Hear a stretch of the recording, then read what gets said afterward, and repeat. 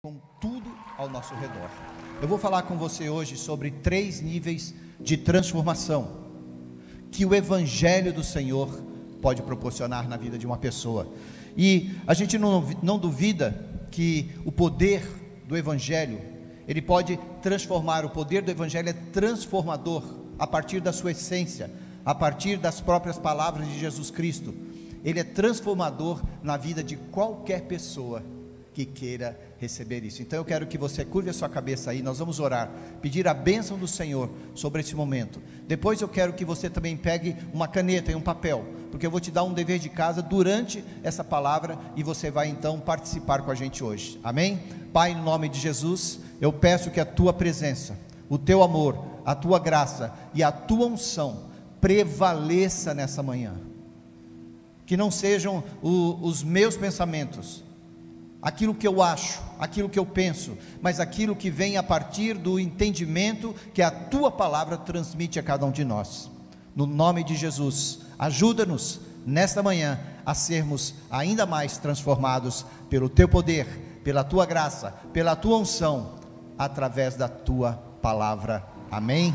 Amém? Então vamos lá. A palavra transformação, ela vem dessa palavra metamorfose, metanoia, né?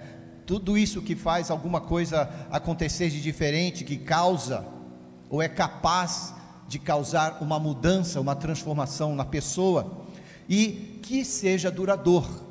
Esse é o tipo de transformação que eu quero falar com você nessa manhã, algo que seja duradouro. Deus pode mudar uma coisa, mas Deus também pode mudar alguém, e esse alguém somos nós, eu não tenho dúvida disso. Crendo nessa verdade, eu pergunto, por que é tão desafiador, por que é tão difícil para as pessoas serem então transformadas? Deus estabeleceu a transformação, Jesus Cristo veio e pagou um preço para todos nós. Por que é tão difícil vermos as pessoas então serem transformadas no seu dia a dia, ou para toda a vida? Olha aqui e veja o que Deus falou nos tempos de Jeremias. Vamos para a palavra de Deus, lá em Jeremias no capítulo 31, no versículo 1, diz assim, olha a esperança de Deus para o seu povo, tá? Diz assim, naquele tempo, diz o Senhor, serei o Deus de todas as tribos de Israel, e elas serão o meu povo. Eu serei o Deus de todas as tribos. Ele não vai ser o Deus de alguma tribo, ele não vai ser Deus de alguma nação, ele não quer ser Deus de um vilarejo, ele não quer ser o Deus particularmente de uma igreja, ele quer ser Deus, e ele é Deus de todas as tribos. Agora, por que nós não entendemos isso, e por que nós não vivemos segundo esse padrão que Deus já estabeleceu, segundo esta ordem, segundo esse desejo, segundo esse mandato que Deus já nos deu? Lá em Marcos, indo para o Novo Testamento, a gente vê em Marcos capítulo 11, no versículo 17, Jesus falando, também os ensinava e dizia, não está escrito, a minha casa será chamada casa de oração para todas as nações? A minha casa será chamada casa de oração para todas as nações. Vós, porém, a tendes transformado em covil de salteadores. Deus está falando aqui da sociedade vigente, da sociedade que naquela época a cultura já havia sido estabelecida pelo comportamento, pelos pensamentos, pela maneira como as pessoas viviam, ou se portavam diante dos mandamentos e dos princípios que Deus já havia dado ao seu povo. Daí Jesus entra no templo e vê aquelas pessoas fazendo o que não lhe era agradável, aquilo que Deus, desde os tempos antes de Jeremias, dizia, eu quero ser Deus de todos, e eu entro aqui, Jesus entra ali e não vê isso acontecendo. Já nos primeiros atos de Jesus, a gente vê que ele iniciou um ministério de transformação. Jesus deixou bem claro que o seu poder de transformação não era exclusividade de judeus, não era exclusividade de algumas pessoas, mas onde Jesus colocava os seus pés, ele estava disposto a causar, a gerar, de alguma forma, contribuir com a transformação daquela pessoa que ele se deparava. Jesus curou os doentes, levantou os mortos, deu vista aos cegos, pegou o aleijado, levantou e falou: vai em paz, a tua fé te salvou. Quantas vezes ele falou isso? Jesus curava e falava: a tua fé te salvou. Ou Jesus salvava e falava assim: você está curado. Essas palavras, elas se equivalem aqui no grego do Novo Testamento. Mas nem todos os encontros de Jesus foram assim.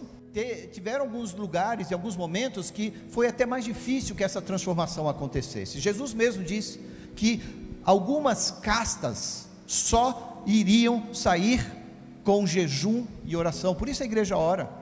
Por isso, de vez em quando aí na sua casa é bom você estabelecer um momento de jejum com o Senhor. Não espere que a igreja sempre levante o jejum da congregação, mas você pode fazer isso.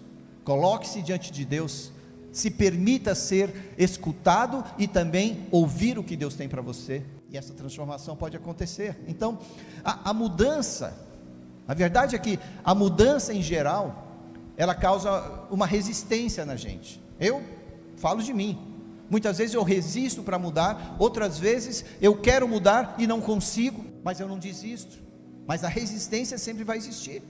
Por quê? Porque tem a ver com espírito, alma e corpo.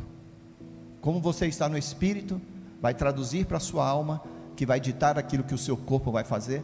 No ministério de Jesus, algumas situações foram particularmente difíceis, e a gente viu, Jesus também, ele ficou muito frustrado com seus discípulos, em várias ocasiões.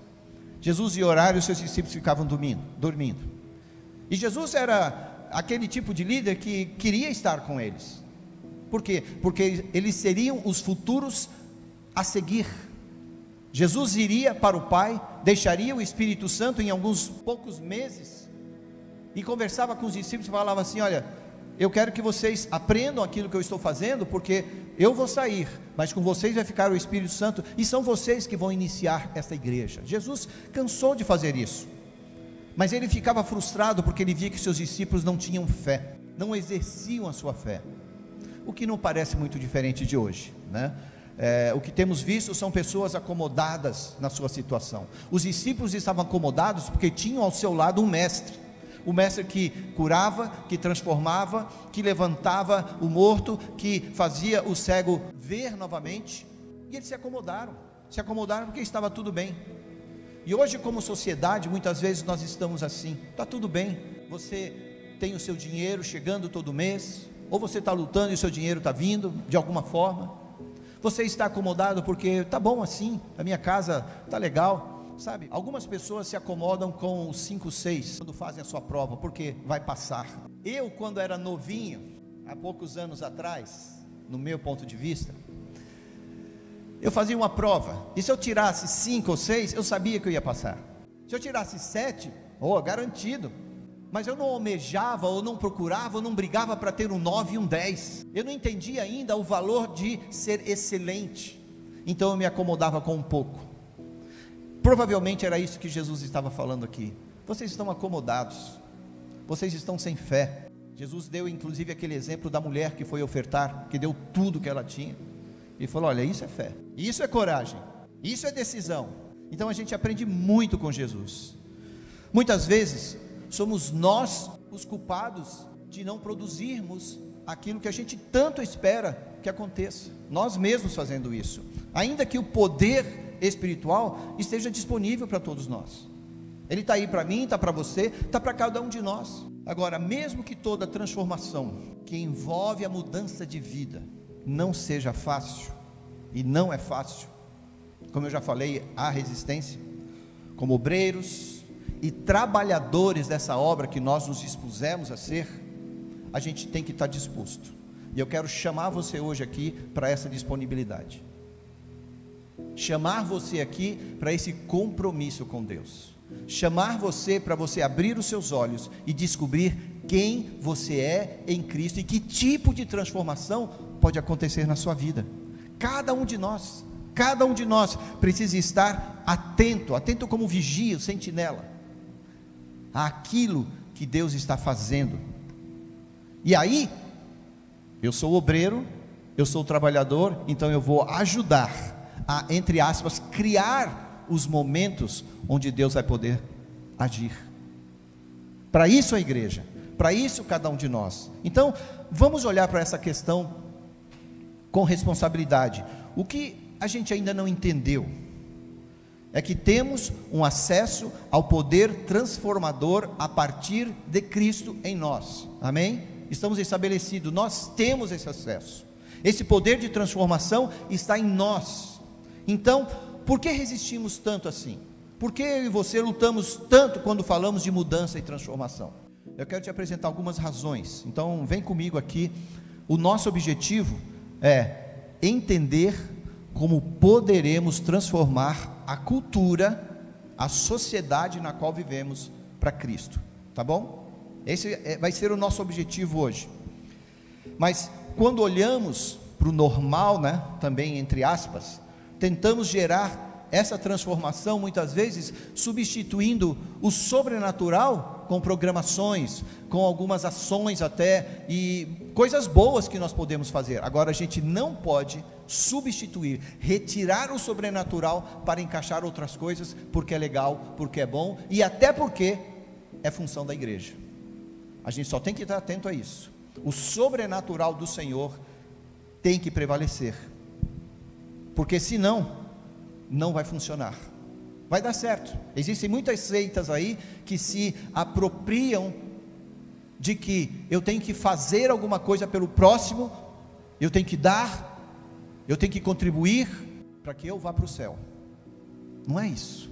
O sobrenatural, a presença e o poder transformador de Jesus é que garante isso. A minha fé e o fundamento no qual eu estou estabelecido é que garantem isso. Agora, como igreja, eu vou fazer tudo isso, e nós temos feito isso, graças a Deus. Então, vamos olhar para 3 camadas de transformação. Você está vendo o título aí, 3 níveis de transformação, mas esses 3 níveis, para mim, no meu entendimento, também servem como camadas. Quando você vai fazer um bolo, você faz ele em camadas, e as camadas, elas têm o seu lugar, o seu momento de acontecer. Não dá para eu fazer um bolo todo por dentro glacê e por fora o peso da massa do bolo, porque não vai sustentar. Deve ser gostoso, mas não vai sustentar. Eu até experimentaria, mas o açúcar hoje entra nessa questão também. Bom, vamos olhar para essas 3 camadas, 3 níveis que podem resultar numa proclamação e numa transformação, uma proclamação de quem eu sou em Cristo e numa transformação de vida muito mais efetiva. Esses 3 níveis de transformação de vida, além de espírito, alma e corpo, porque Deus quer transformar você plenamente no seu espírito, plenamente na sua alma e plenamente no seu corpo. Mas eu quero hoje sugerir aqui para nós 3 camadas. A primeira é transformação pessoal. Primeiro nível, a primeira camada que eu quero falar com você é transformação pessoal. A Bíblia está lotada de conselhos. Tem dezenas, podemos dizer centenas de conselhos para a transformação pessoal de uma pessoa. Você abre os Salmos, por exemplo, você lê Provérbios, esses 2 te elevam como pessoa, se você escutar o que o Espírito diz ali, pela palavra, e você aplicar cada um desses versículos, só nesses 2 livros que eu falei. Agora você pega a Bíblia inteira, e então você vai entender o quanto a Bíblia tem de conselhos. Se apenas as pessoas ouvissem e seguissem, e quando eu falo para você, eu falo para mim, se apenas eu ouvisse e seguisse tudo, a vida que Deus quer para nós, seria diferente daquela que nós muitas vezes produzimos, e nós caminhamos. Então, traz isso para você hoje. Eu vou trazer para mim, mas traz para você, coloca aí para a sua vida, tem essa palavra como se você estivesse aqui ministrando e buscando viver, tá bom? Que esse é o meu objetivo. Eu estou ministrando para você, mas eu também busco viver essas coisas as quais eu falo. Então, como você tem recebido, a pergunta aqui é, como você tem recebido esses conselhos em sua vida? Transformação pessoal, nós lemos sempre em Romanos 12, eu acho que nos últimos tempos, sempre quem veio ministrar aqui, mencionou Romanos 12, falou de Romanos 12, por quê? Porque é um tópico do momento, eu preciso transformar a minha mentalidade, eu preciso gerar e permitir que seja gerado algo em mim, para que alguma mudança aconteça. Por Romanos 12, 1 e 2 diz assim, rogo-vos pois, a Bíblia diz assim, rogo-vos pois irmãos, pelas misericórdias de Deus, que apresenteis o vosso corpo por sacrifício vivo, santo e agradável. Vou repetir: sacrifício vivo, santo e agradável. 3 condições, 3 conselhos que a Bíblia nos dá, que o apóstolo coloca aqui para que a gente possa seguir e caminhar neles. Sacrifício vivo, santo e agradável a Deus, que é o vosso culto racional. Você pensa para fazer isso, você decide fazer isso, você quer fazer isso, você se apropria dessa vontade, porque é racional. E não vos conformeis com este século. Não se conforme com essa sociedade. Não se conforme com o que a sociedade diz para você, com o que a cultura parece ditar que é o certo. Não vos conformeis com esse século, mas transformai-vos pela renovação da vossa mente, para que experimenteis qual seja a boa, agradável e perfeita vontade de Deus. Que coisa gostosa! 2 versículos bíblicos que enchem você de contemplação de quem é Deus na sua vida. Gente, para mudar uma comunidade, a partir desse entendimento desses versículos aqui, tem a ver com mudar o meu comportamento. Eu não vou mudar a comunidade se eu não mudar quem eu sou. Nós vemos isso desde o Congresso, nós vemos isso nos políticos, mas nós também vemos isso dentro de casa das pessoas. Não adianta eu ficar transferindo a responsabilidade. Não adianta nós dissermos: o Brasil está assim por causa dos políticos. Não adianta. A gente sabe que tem culpa sim, mas qual é a maior culpa? Senão a da igreja que não está vivendo segundo a transformação que Jesus Cristo já pediu que ela gerasse. A transformação começa no meu coração, começa comigo, começa em você. Eu paro aqui para você refletir nisso, para você considerar isso, sabe? No dia a dia é tão fácil se envolver com dezenas de coisas. Preste atenção nisso que eu vou falar aqui. No dia a dia a gente se envolve com milhares de coisas, dezenas de coisas, ocupações, e a natureza da transformação então deixa de ser prioridade. Quantas coisas você já tem marcado para amanhã? Quantas coisas você já está se preparando para fazer logo depois do culto? Não diga: estamos presos, não dá para ficar, a gente está dentro de casa. Não, na sua mente você está planejando, na tua mente você está arrazoando, na sua mente você está já conquistando o tempo, porque você acha que não vai ser suficiente. E aí, a nossa prioridade de transformação pessoal em Cristo, ela é deixada de lado. A gente deixa de lado também o ID que Jesus nos deu, quando a gente faz isso. E eu convido você a olhar de uma forma responsável, de uma forma que vai fazer com que você reflita, não somente quando você está escutando um culto, quando você para num domingo. Isso é religiosidade quando você só faz assim, mas quando você vive essa palavra na segunda, na terça, na quarta, na quinta, na sexta, no sábado, e no domingo você está ansioso para ser realimentado, receber novo poder, e enquanto isso você está em casa buscando e conquistando o seu espaço de transformação.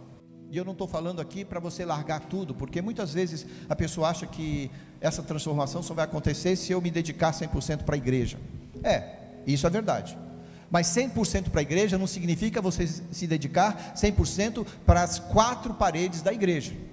Significa você estar conectado 100% com Deus, onde você estiver, porque você é a igreja, meu amigo. Você é a igreja do Senhor. Não adianta, não é morar na igreja, mas é virar aquela pessoa, se tornar aquela pessoa que ao tocar, ela está transformando. Ao chegar, alguém está refletindo que chegou alguém diferente, um poder diferente ao meu redor. E isso é poder de transformação.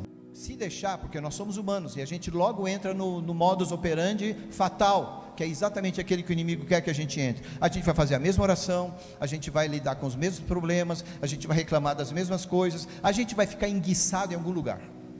E quando a gente fica enguiçado em algum lugar, a gente não vai dar o passo adiante, a gente não vai conseguir conquistar aquilo para o qual a gente está buscando e almejando em Cristo. A gente precisa ser transformado no pessoal. Amém? Hoje de manhã eu estava escutando a DP Escola, na Escola da Bíblia, o pastor Marcelo falou que servir na igreja não é opcional, é padrão da igreja. Qual padrão você tem seguido? Qual padrão você tem se estabelecido? Para ser servido ou para servir? Me chamou muito a atenção quando ele falou isso, porque essa é a verdade da igreja. Nós não entramos na igreja para ser servido, nós entramos na igreja para juntos, eu e você, servirmos, primeiro a Deus, e depois aquele que está ao nosso redor. E como você faz isso? Tem milhares de formas de se fazer. Deus coloca cada um no lugar. Se nós aceitarmos o ciclo vicioso da sociedade, isso vai fazer com que, tá bom, alguém vai fazer para mim, eu não preciso fazer, deixa a cidade fazer, deixa o outro fazer, que eu estou cansado, eu já trabalhei bastante hoje. Eu já fui no domingo, inclusive, na igreja, e até ofertei, porque a pessoa que pensa assim, ela tem muita resistência, inclusive ao dízimo, né? Então eu vou falar ofertei. Daí a gente não faz nada, e a gente não tem forças para entregar aquilo que Deus espera. Quando a gente está cansado de trabalhar, de fazer as mesmas coisas todos os dias, a gente não deixa, e eu aprendi isso com Craig Hill. Traduzindo, Craig Hill foi um dos momentos mais interessantes da minha vida, porque ele é um especialista no comportamento das pessoas, né? Quem já escutou ele pela Universidade da Família sabe isso. Mas um dia eu estava traduzindo e ele começou a falar sobre margem, e eu estava traduzindo, eu falei, meu Deus, eu preciso anotar isso, porque eu vou esquecer depois, será que alguém está gravando? Mas aquela mensagem ficou muito forte na minha vida. Imagine aí uma folha de papel, e quando você pega essa folha de papel, ao redor dela tem espaços em branco, e aí você escreve o que você quer escrever, você põe ali um versículo, você põe uma reflexão, você faz o seu momento de leitura com Deus, ou você escreve uma história, escreve o que quiser. Mas se algo vier depois, e você quer escrever algo novo, você tem nas margens em branco ali, espaço para que você possa contribuir com a sua própria história, com aquilo que você está escrevendo. E margem é exatamente isso para mim. Eu aprendi que a margem me ajuda no meu desenvolvimento e na minha transformação pessoal. A margem do descanso, a margem do estudo, a margem do relacionamento, a margem de você parar para escutar alguém, e esse tipo de empatia são coisas que a gente está aprendendo e precisa desenvolver sempre, porque se você não tem margem, em outras palavras, você não para isso, fica difícil. Se você não põe gasolina no seu carro, e você vai dirigir 200 quilômetros e só tem ali para 100 quilômetros, você está sem margem, e você não vai chegar no seu destino. Se você não se cuida fisicamente, e não se alimenta como você deve se alimentar, vai chegar um momento na vida, que o seu corpo vai dizer assim, olha, não dá, eu vim fazer a cobrança, e muitas vezes você não vai ter como pagar. Estou falando de saúde física. Se você não dá espaço para o relacionamento, se você é o dono da verdade, e se todas as acusações, porque para você vem como acusação, tudo isso te impede de desenvolver um relacionamento mais saudável, você não está dando margem, e vai chegar uma hora que você vai ficar sozinho, chateado, frustrado, sem propósito, em um canto, e alguém vai precisar chegar lá e levantar e resgatar você. O pior é quando não damos esse espaço para Deus. E isso acontece bastante na nossa vida. Estou falando mais uma vez de mim. Quantas vezes eu parei, fiquei enguiçado, não havia espaço para que Deus continuasse alguma transformação na minha vida, porque eu já tinha um status, eu já tinha uma condição, eu já tinha conquistado algo. Mas com Deus você tem que conquistar todos os dias isso, porque Ele quer que você continue com a sua chama acesa, porque essa chama, esse fogo do Senhor, Ele vem para consumir aquilo que está errado ao redor, para tirar as impurezas. Todas as vezes que um ouro é colocado no fogo, Ele retira dali a impureza que está naquele metal, e fica somente aquilo que pertence àquele momento. E é assim que a gente tem que viver, para que Deus continue fazendo alguma transformação na sua vida. Existem alinhamentos que precisam acontecer com você, na sua personalidade, quando você descobre as suas habilidades, os seus interesses, seus valores. Tudo isso faz com que você caminhe diferente, pensando diferente. E o meu conselho é: Não aceite qualquer tipo de conforto. Ah, mas espera aí, você está forçando. Não, eu estou te dizendo, não aceite qualquer tipo de conforto para sempre. Não se acomode tanto a ponto de ficar parado, porque isso pode te deixar paralisado espiritualmente. Eu passei, como eu te disse, várias vezes por isso na minha vida, e eu te aconselho, não permita isso. Daí você fala, mas como eu posso causar então esse poder de transformação na minha vida? Essa transformação pessoal é muito difícil. O que a gente pode fazer? Eu vou te dar 3 pontinhos aqui, antes de ir para o segundo nível, a segunda camada de transformação. Primeiro, começa com um desejo. Qual tem sido o seu desejo de crescer? A sua vontade de crescer? Você tem permitido, você tem dado esse espaço, esse lugar, para que essa fome seja alimentada e você seja transformado? Começa com desejo. Depois, a transformação pessoal, ela é ativada a partir de um convite. Não é meu para você, não é um convite de mim para você, mas é o seu convite para Deus. Fala, Pai, eu quero te convidar a fazer essa transformação na minha vida. Para aí agora e faz. Eu não quero continuar do jeito que eu estou. Eu te convido a entrar no meu coração. O seu desejo somente não é suficiente, você precisa pedir. Esse convite é você quem faz.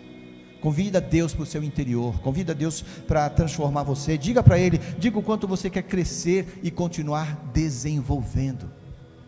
Então começa com desejo, mas também tem o seu convite. E o terceiro ponto aqui é, essa transformação pessoal, ela é experimentada a partir de uma ação, ou de várias ações. Você não vai sentar lá e falar, não, está tudo bem, não. O que você precisa fazer? Pergunte-se, o que eu posso fazer para que isso aconteça? Com quem você vai falar para que você melhore esse pensamento, esse entendimento, essa palavra que Deus te deu, esse desejo tão grande que está no seu coração? E uma coisa simples, qual é o plano mais tranquilo, o plano mais simples que você pode gerar e começar hoje? Não complique as coisas. Para que haja uma transformação pessoal, você precisa dar o primeiro passo, e o primeiro passo você tem que dar de uma forma simples.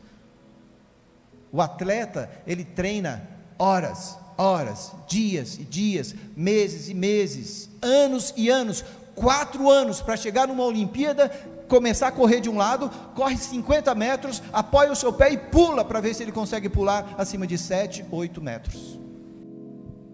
Qual é a sua vontade? Provavelmente você já entendeu o que precisa fazer, então dá o passo de uma vez por todas, amém? Segundo ponto, primeiro, transformação pessoal. Segundo, é a transformação organizacional, e com isso eu quero que você entenda que eu vou falar aqui tanto de instituição, tanto da nossa igreja, como do autogoverno. Então, o autogoverno é você, como você lida com essa organização, tá bom? Então, a sua transformação organizacional, tanto da instituição, no caso aqui a DP, se você não é de outra igreja, vem para a DP. Se você tem a sua igreja, o tipo de organização onde você está inserido, como filho, como membro. Êxodo 18, veja comigo, Êxodo 18, 14, como eu falei, pense nos 2 pontos, tanto no seu autogoverno, naquilo que pode mudar em você, como também como igreja, e nós pastores temos que estar atentos para que essas mudanças e transformações aconteçam na nossa casa. Êxodo 18, 14, o pano de fundo aqui, Moisés tinha um sogro, claro, e ele tinha já nesse período aqui, crescido no Egito, depois ele saiu, depois ele foi para o deserto, casou-se, e tem um sogro agora chamado Jetro. Jetro estava vendo Moisés fazendo e atendendo as pessoas de forma desregrada e sem organização, então ele começou a orientá-lo.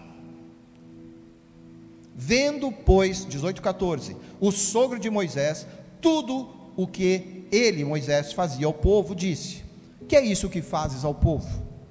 Por que te assentas só, e todo o povo está em pé diante de ti, desde a manhã até ao pôr do sol? Em outras palavras, Moisés estava se achando, né? Eu sou o cara, Você quer resolver o problema? Sou eu que oro, e Deus fala comigo, e na igreja isso muitas vezes acontece, Deus fala com aquela pessoa. Não, Deus fala com todos, Deus fala com seus líderes, Deus fala com cada pessoa que quer parar para escutar a Deus. Nós, pastores e líderes, temos um pouco mais de experiência para lidar com essas situações, talvez poucos mais anos de vivência, entendendo como funcionam as pessoas, porque Deus não mudou, mas as pessoas mudam. Então essa é a diferença. Agora Deus fala com todos, não tem exclusividade. Daí, lá no versículo 17 do mesmo capítulo, diz assim: o sogro de Moisés, porém, lhe disse: não é bom o que fazes. Estou falando de transformação organizacional, tá? Versículo 21: procura dentre o povo homens capazes, tementes a Deus, homens de verdade, que aborreçam a avareza, põe-nos sobre eles por chefes de 1000, chefes de 100, chefes de 50 e chefes de 10. Versículo 26 diz assim: estes julgaram o povo em todo o tempo, a causa grave trouxeram a Moisés, e toda causa simples julgaram eles. Primeiro, a gente começou vendo que Moisés fazia tudo, as pessoas ficavam lá na fila, cabeça quente, né? Ficava no sol. Hoje em dia você vai em alguns lugares, aí você tem que ficar no sol, porque algumas pessoas fecharam tudo. A revelia do entendimento normal e equilibrado, está tudo fechado.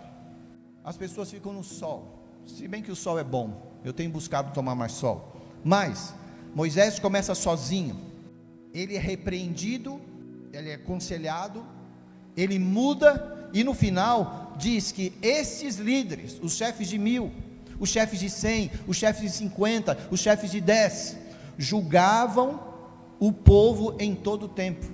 A causa grave trouxeram a Moisés, e toda causa simples julgavam eles. Se você vai ser transformado, a sua igreja vai precisar mudar e continuar crescendo com você. É isso que a gente está buscando, e um novo ciclo de transformação é iniciado. A gente começa a compreender melhor a missão de transformação que Deus quer para a sociedade. E eu acredito que nós, líderes, eu vou falar líderes porque não são só nós pastores, mas líderes da ADP, temos descoberto que pessoas saudáveis não toleram igrejas estagnadas. Pessoas saudáveis não toleram igrejas estagnadas. Então, ao mesmo tempo que igrejas saudáveis com pessoas saudáveis podem discernir melhor também aquelas pessoas que estão estagnadas. Dá para entender? A igreja não pode estar estagnada, estou falando de transformação organizacional, e a pessoa não vai crescer e ser transformada se também estiver encalhada em algum lugar. E aí a igreja saudável vai ter sabedoria para ir lá e resgatar essa pessoa que infelizmente está estagnada. Eu estava caminhando na rua outro dia, e eu parei pelo menos por uns 5 minutos para assistir uma aula de transformação e de vontade e de ação, dada por duas formigas, acredite.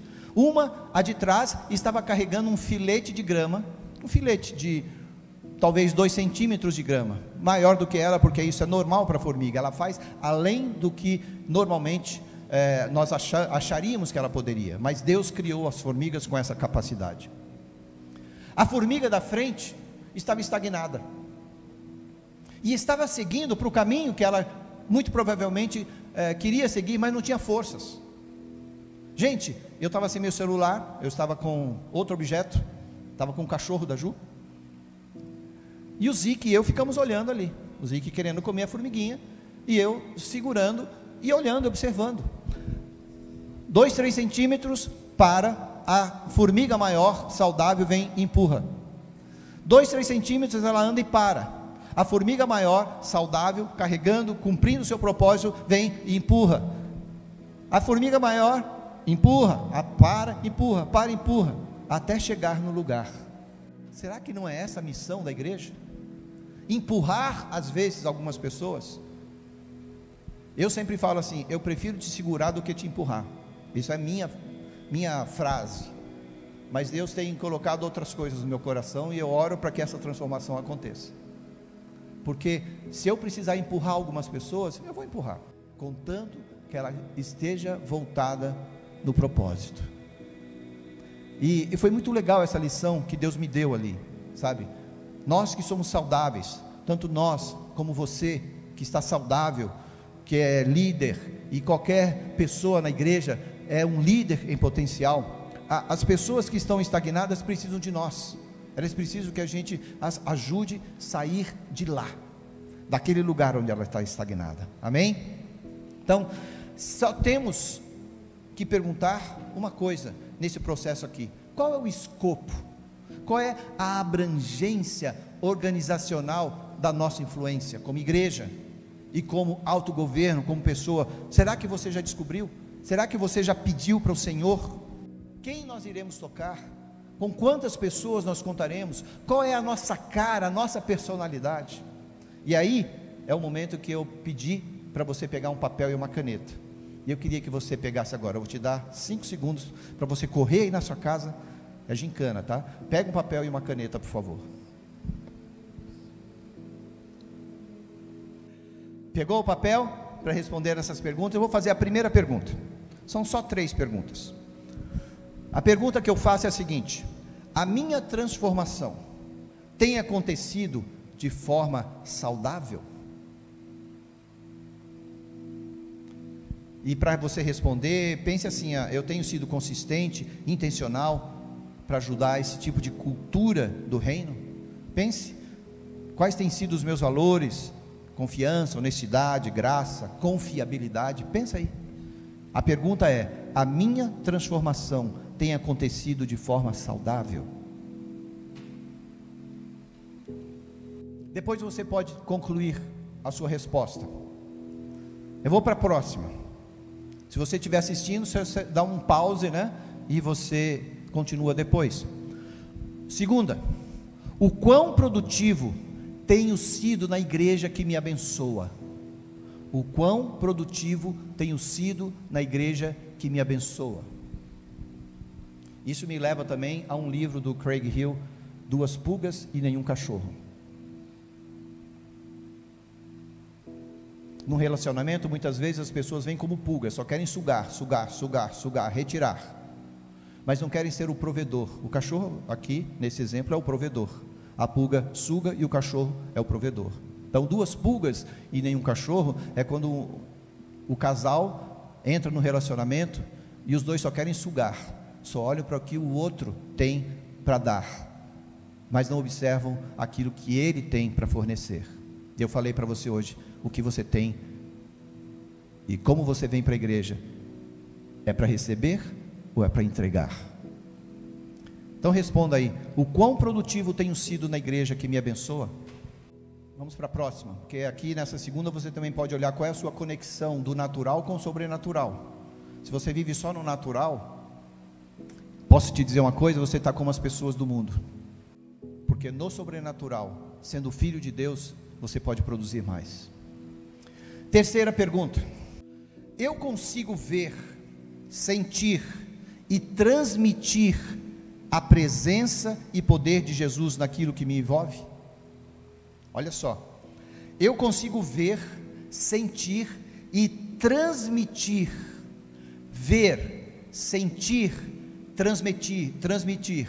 3 verbos que precisam fazer parte de você: ver, sentir, transmitir a presença e poder de Jesus naquilo que me envolve.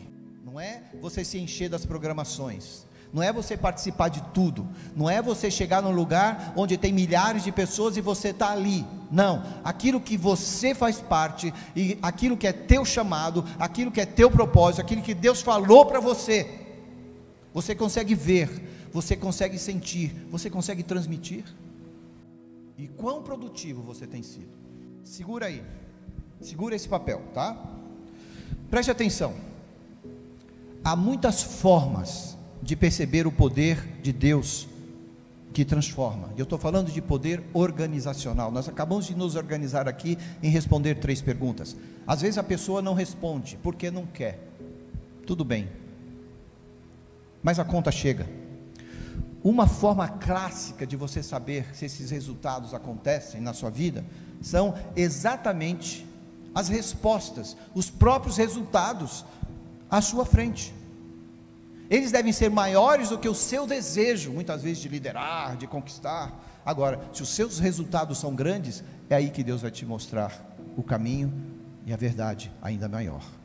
É ver que os resultados nas frentes que você se envolve, nas frentes que você faz parte, devem ser muito maiores do que o seu desejo de querer liderar.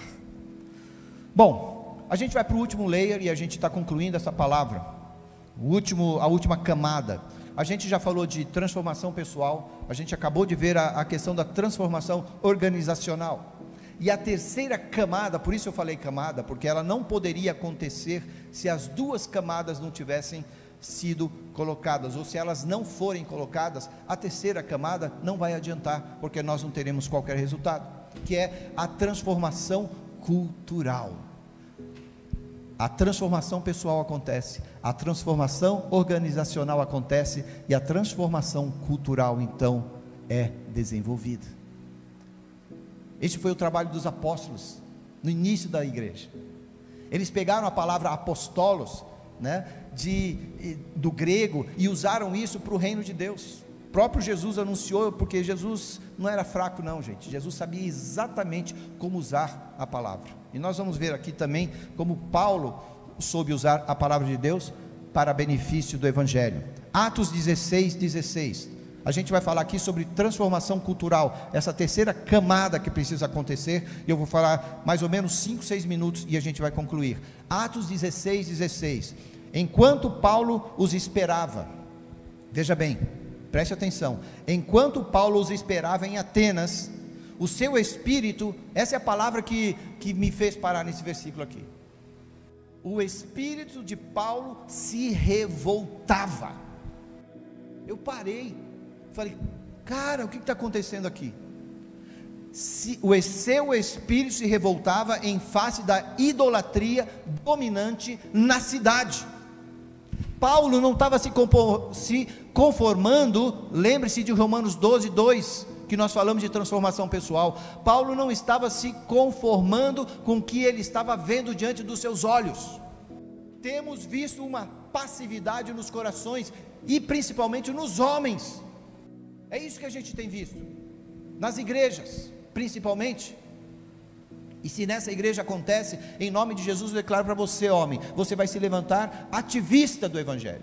Paulo se indignou, ele estava ali esperando em Atenas, esperando, mas enquanto passava aquela visão, as pessoas na sua frente, ele ficou indignado, ele ficou revoltado.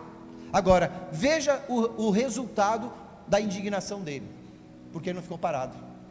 Ele não ficou parado, ele foi corajoso, ele foi ousado e decidido. E alguns dos filósofos epicureus e estoicos contendiam com ele, havendo quem perguntasse. E alguns dos filósofos epicureus e estoicos contendiam com ele, havendo quem perguntasse. Olha só a ousadia dessas pessoas. Que quer dizer esse tagarela? E outros, parece pregador de estranhos deuses. Gente, a verdade que você fala hoje, que está sendo trocada, o mundo está de cabeça para baixo, nós estamos falando aqui de milhares de anos atrás. A palavra de Deus, o diabo sempre teve a intenção de inverter a posição. Os filhos de Deus são os extremistas, os errados, e eles são os certos. Olha só, parece pregador de estranhos deuses, pois pregava Jesus e a ressurreição. Então, tomando-o consigo, o levaram aonde? Para o Areópago.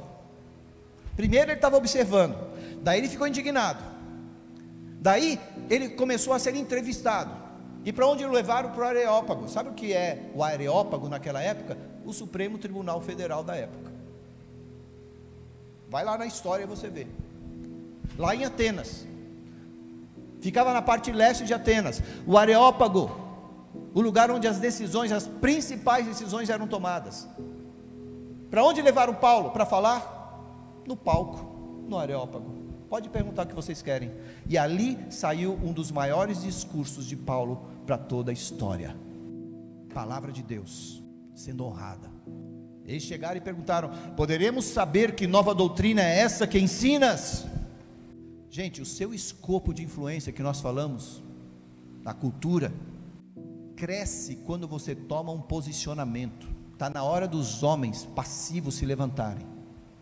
E posicionamento não é para você sair correndo para todos os cantos dessa igreja. Eu estou chamando você para se posicionar onde você está, para mostrar quem você é em Cristo, não para ser esse menino mimado, que você sabe que você tem sido, e eu estou falando para alguns aqui, mas que você se levante em nome de Jesus como homem de Deus, para produzir, gerar e influenciar o reino de Deus onde você pisa.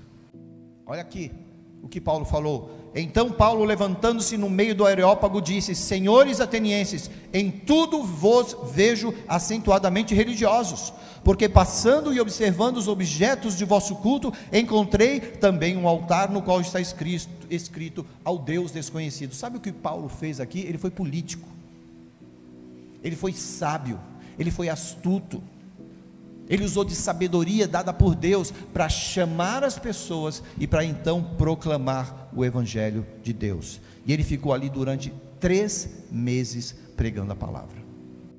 3 meses pregando a palavra. No final, no versículo 11 de Atos 19, diz assim: e Deus, pelas mãos de Paulo, fazia milagres extraordinários. Quando a transformação pessoal é parte ativa em você, e a transformação organizacional está sendo tanto em você quanto na sua igreja, esse ajuntamento causa transformação na sociedade.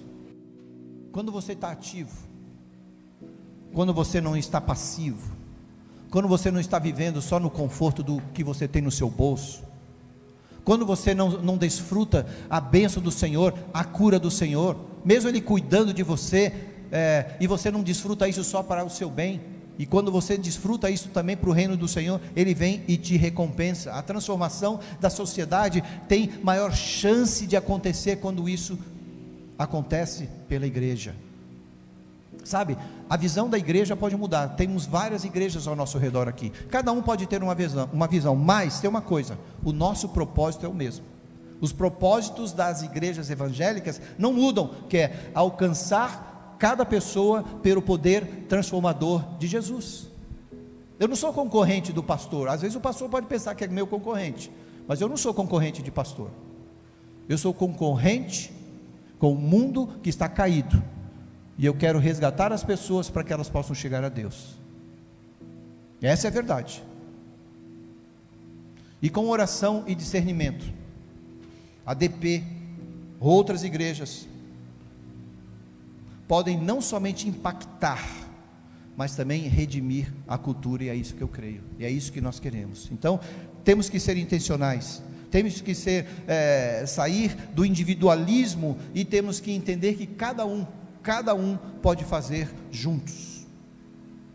Deus primeiro, e nós juntos com Ele. O conselho aqui é: não tente ir sozinho, não tente ganhar o mundo sozinho, não ache que você vai conquistar qualquer coisa sozinho. Você pode conquistar, mas não vai permanecer, não vai sustentar.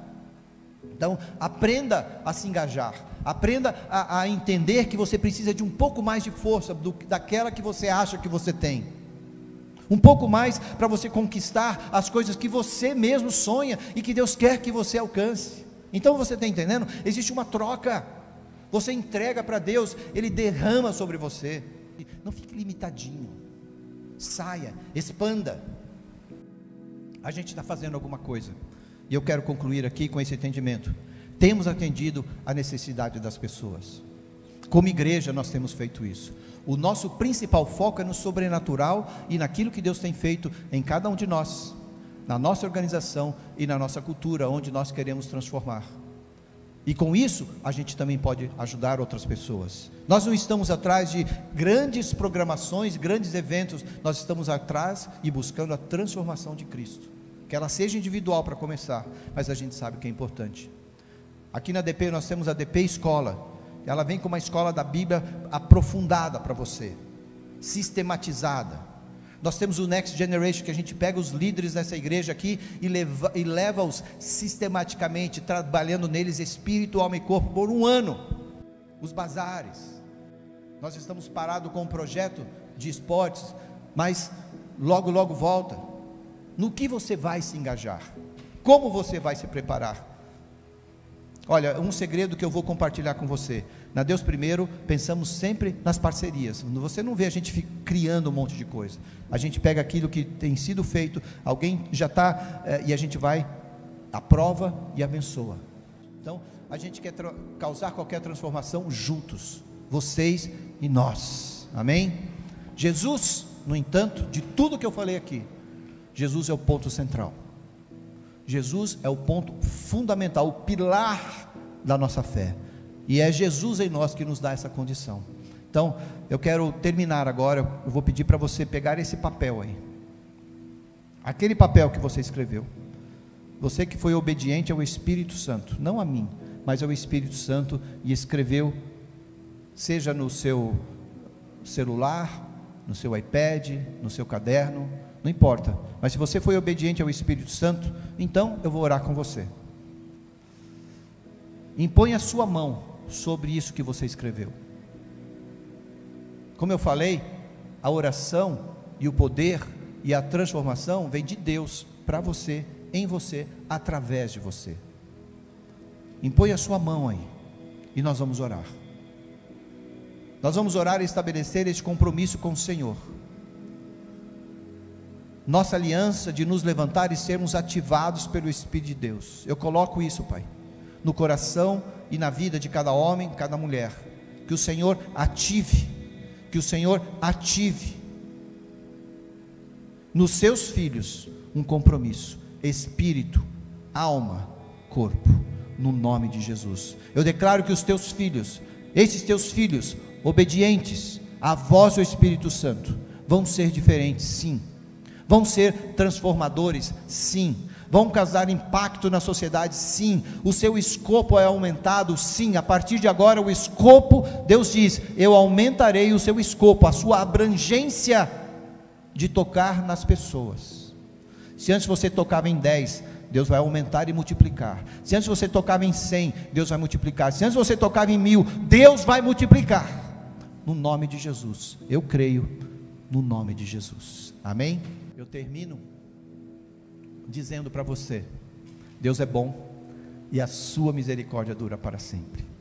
Eu oro porque as transformações de Deus, o caminho que Deus tem escolhido para você trilhar, e esse caminho Deus já preparou, basta você ter coragem de levantar e dar o seu passo. Ouça o que eu falei, o caminho Deus já preparou. Deus não chega depois de você, Deus sempre chega antes. Deus é primeiro em tudo, e Ele está dizendo, vem filho, vem ser fiel no pouco, que eu vou te colocar no muito, amém?